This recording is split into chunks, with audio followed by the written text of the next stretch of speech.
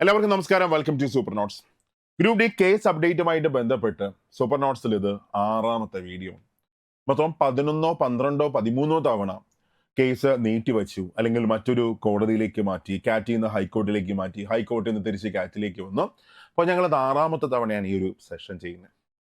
ഒരുപാട് തവണ വേണ്ടെന്നൊക്കെ വിചാരിച്ചാണ്, പക്ഷേ കമൻസിൽ മൊത്തം, നമ്മുടെ യൂട്യൂബിന്റെ കമൻസ് മൊത്തം ഇതാണ്, കേസ് അപ്ഡേറ്റ് എന്തായി, കേസ് അപ്ഡേറ്റ് എന്തായി. അപ്പോൾ അതുകൊണ്ട് മാത്രം പറയുന്നു. ഓക്കെ, കാര്യം ഹിന്ദി ചാനൽസ് ഫോളോ ചെയ്യുകയാണെങ്കിൽ ഒരുപാട് കൺഫ്യൂഷനും ബാക്കിയെല്ലാം വരും, അതുകൊണ്ട് മാത്രം. ഓക്കെ, എപ്പോഴും സംഭവിക്കുന്ന പോലെ തന്നെ ഇന്നലെ ഒക്ടോബർ 30 അടുത്ത ഡേറ്റിലേക്ക് ഹിയറിംഗ് മാറ്റിവെച്ചായിരുന്നു. അതായത് നവംബർ 4 ഹിയറിംഗ് നീട്ടിവെച്ചായിരുന്നു.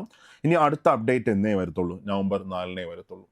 എല്ലാവരും പ്രതീക്ഷിച്ചത് ഒക്ടോബർ 30, അതായത് ഇന്നലെ ഒരു ഫൈനൽ ഹിയറിംഗ് ഉണ്ടാകും, ഒരു ഫൈനൽ വിധി ഉണ്ടാകും, അങ്ങനെയാണ് എല്ലാവരും പ്രതീക്ഷിച്ചത്. ഞാനടക്കം അങ്ങനെയാണ് പ്രതീക്ഷിച്ചത്. കാര്യം നവംബർ 17 ഗ്രൂപ്പ് ഡി എക്സാം നടക്കാൻ പോവുകയാണ്. നവംബർ 17 ഗ്രൂപ്പ് ഡി എക്സാം നടക്കാൻ പോകുന്നു. സോ ഇനിയെങ്കിലും കുട്ടികൾക്കൊരു അൺസർട്ടനിറ്റിയിൽ നിന്ന് ഒരു മാറ്റം വരും, അങ്ങനെ ഒരു വിശ്വാസം ഉണ്ടായിരുന്നു. അതായത് 1,12,00,000 ആൾക്കാർ അപ്ലൈ ചെയ്ത പരീക്ഷയാണ് ഗ്രൂപ്പ് ഡി എക്സാം. 1,12,00,000 ആൾക്കാർ എന്ന് വെച്ചാൽ രാജ്യത്തിന്റെ ആകെ ജനസംഖ്യയുടെ ഒരു 0.8% ഒക്കെ ഈ എക്സാമിന് വേണ്ടി അപ്ലൈ ചെയ്തു. ഇത്രയും ആൾക്കാരെ ബാധിക്കുന്ന ഒരു കാര്യമാണ്. അപ്പോൾ ഇത് പഠിക്കുന്ന ഒരു കുട്ടിയുടെ മാനസികാവസ്ഥ ഒന്ന് ആലോചിച്ച് നോക്കുക. ഇപ്പൊ നിങ്ങൾ ഈ എക്സാം എഴുതുന്ന ആൾക്കാരാണ്, അതുകൊണ്ടാണ് നിങ്ങൾ ഇവിടെ ഈ വീഡിയോ കാണാൻ വന്നേക്കുന്നത്. നിങ്ങളുടെ മാനസികാവസ്ഥ ഇപ്പൊ എന്താണ്? എക്സാം നടക്കുമോ, നടക്കത്തില്ലേ, പഠിക്കണോ, സമയം കിട്ടുമോ, അതായത് എക്സാം നീട്ടി വെച്ചാൽ ഇനിയും പഠിച്ചു തുടങ്ങാം, മൊത്തം അൺസർട്ടനിറ്റീസ് ആണല്ലേ. ഈ തുടങ്ങിയ കാലം മുതൽ, നോട്ടിഫിക്കേഷൻ വന്നത് മുതൽ അങ്ങോട്ട് ഫുൾ അൺസർട്ടനിറ്റീസ് ആണ്. അതായത് നോക്കാം, ഈ നോട്ടിഫിക്കേഷൻ വന്നത്, ഇത് ഗസറ്റിൽ വന്നത് 28/12/2024 ഗസറ്റിൽ വന്നു. അത് കഴിഞ്ഞ് 22/1/2025 നോട്ടിഫിക്കേഷൻ വന്നു. കഴിഞ്ഞ വർഷം അവസാനമാണ് ഇത് ഗസറ്റിൽ വന്നത്. അതിനുശേഷം ഇത്രയും ദിവസം കൊണ്ട് നിങ്ങൾ പഠിച്ചുകൊണ്ട് നിൽക്കുകയാണ്. ഏതാണ്ട് ഒരു 10 മാസം കൊണ്ട് നിങ്ങളുടെ പ്രിപ്പറേഷൻ മുമ്പോട്ട് പോയിക്കൊണ്ടിരിക്കുകയാണ്. അപ്പൊ അതിനൊരു അവസാനം കിട്ടാനായിട്ട്, ഒരു നല്ലൊരു പര്യവസാനം കിട്ടാനായിട്ട് എല്ലാവരും ആഗ്രഹിക്കുന്നുണ്ട്. സോ ഈ സമയത്തെങ്കിലും ഒരു വിധി വരുമെന്ന് എല്ലാവരും പ്രതീക്ഷിച്ചു. അപ്പോൾ നവംബർ 4 അടുത്ത കാറ്റിന്റെ ഭാഗത്ത് വീണ്ടും അടുത്ത ഹിയറിംഗ് മാറ്റിവെച്ചേക്കാണ്. സോ നവംബർ 4 അന്ന് വൈകുന്നേരം പറയാം അടുത്ത്, അല്ലെങ്കിൽ ചിലപ്പോൾ അന്ന് നടക്കൂ, അല്ലെങ്കിൽ അടുത്ത് എന്നത്തേക്കാണെന്ന്. ഓക്കെ, ഞാൻ അതിലേക്ക് പോകുന്നില്ല. ഇനി അടുത്തൊരു ക്വസ്റ്റ്യൻ, നവംബർ 17 എക്സാം നടക്കും.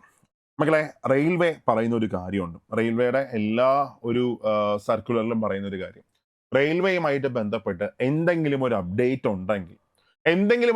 ഉണ്ടെങ്കിൽ അത് അറിയിക്കുന്നത് ആരായിരിക്കും? റെയിൽവേ തന്നെ ഒഫീഷ്യലായിട്ട് അറിയിക്കും. നമ്മൾ ഇപ്പോഴും റെയിൽവേയുടെ ബിലാസ്പൂറിന്റെ അല്ലെങ്കിൽ ചണ്ഡീഗഡിന്റെ ഒക്കെ നമ്മൾ വെബ്സൈറ്റ് കയറി നോക്കുകയാണെങ്കിൽ അവിടെ ഗ്രൂപ്പ് ഡി എക്സാം ഡേറ്റ് ഇട്ടിട്ടുണ്ട്. എക്സാം ഡേറ്റ് നവംബർ 17 സ്റ്റാർട്ട് ചെയ്യുന്നു എന്ന് ഒഫീഷ്യലായിട്ട് അവർ അപ്ഡേറ്റ് തന്നിട്ടുണ്ട്. എക്സാം നടക്കത്തില്ലെന്നോ, എക്സാം നീട്ടി വെച്ചെന്നോ, കേസിന്റെ ആയിട്ട് ബന്ധപ്പെട്ട എന്തെങ്കിലും നടക്കുമെന്നോ ഒരു അപ്ഡേറ്റും ഇപ്പോഴും വന്നിട്ടില്ല.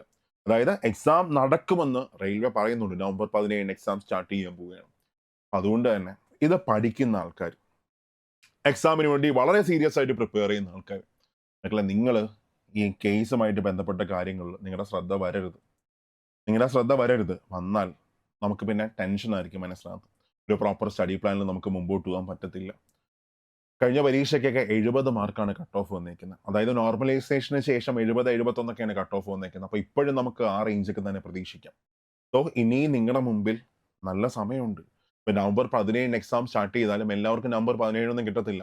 എല്ലാവർക്കും ശരാശരി ഡിസംബർ മാസമൊക്കെ ആവും എക്സാം ഒക്കെ സ്റ്റാർട്ട് ചെയ്യാനായിട്ട്.